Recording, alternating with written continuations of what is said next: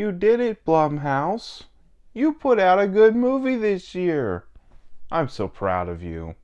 Speak No Evil is a brand new 2024 horror thriller directed by James Watkins, starring James McAvoy, Scoot McNairy, and Mackenzie Davis.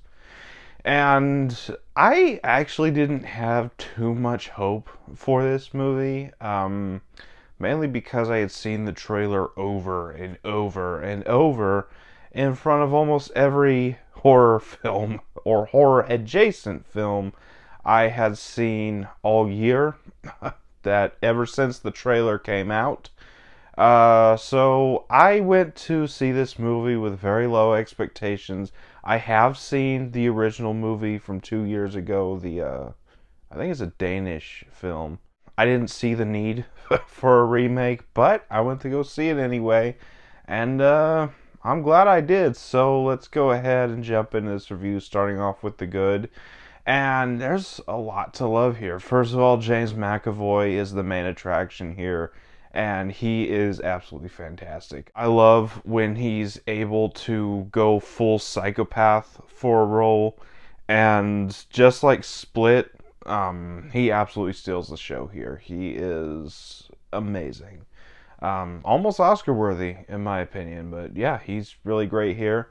Then you got Mackenzie Davis, and she's really great as well. She plays the mother of this family that's visiting with James McAvoy's family.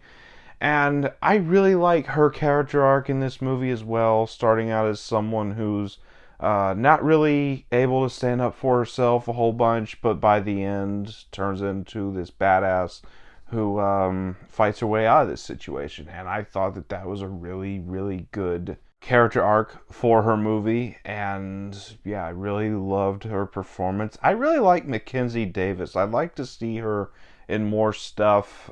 When she shows up, she always gives a solid, enjoyable performance. This movie's no exception.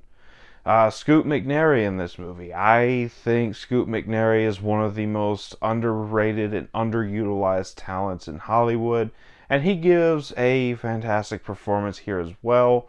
Obviously not as good as McAvoy, but I thought that he did a really good job as the dad of this family, and I really like the chemistry between him and Mackenzie Davis. It feels a lot more like a real couple. They got their fights, they got their differences. I really like the way they work through things in this movie. And aside from the characters, the story here is fantastic. If you've seen the original movie from 2022, you know the basic premise. You got these two different families from two different countries, two different cultures, and one goes to visit the other, and something seems off almost immediately. And I really like how they played it out. And I also really like how they changed things around in this movie compared to the original. The original is such a bleak, downer film, especially the ending. And I actually enjoyed the fact that they changed the ending up a bit to make it more of a happier ending, if you will.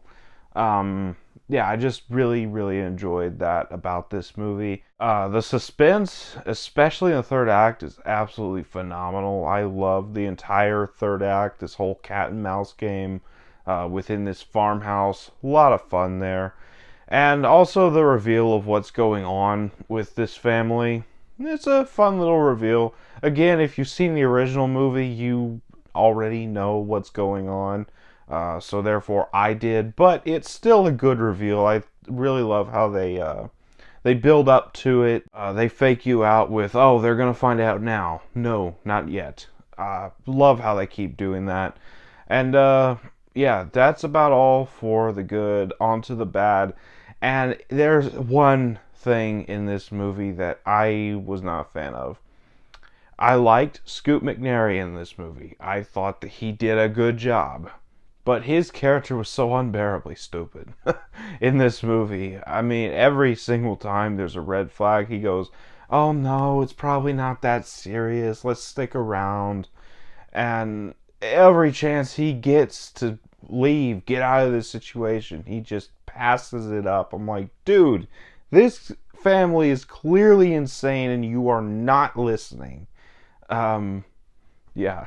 People say that he's the dumbest character in any horror movie all year.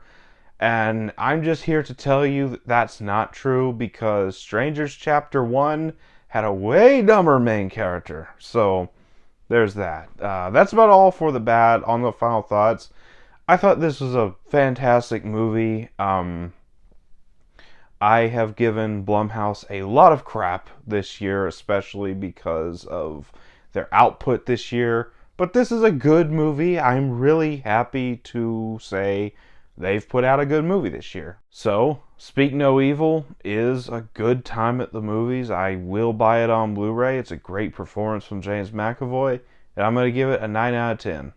So that was my thoughts on Speak No Evil. Let me know down in the comments what you thought about it if you've seen it. And as always, if you enjoyed this video, don't forget to like, comment, subscribe, and I'll see you all next time.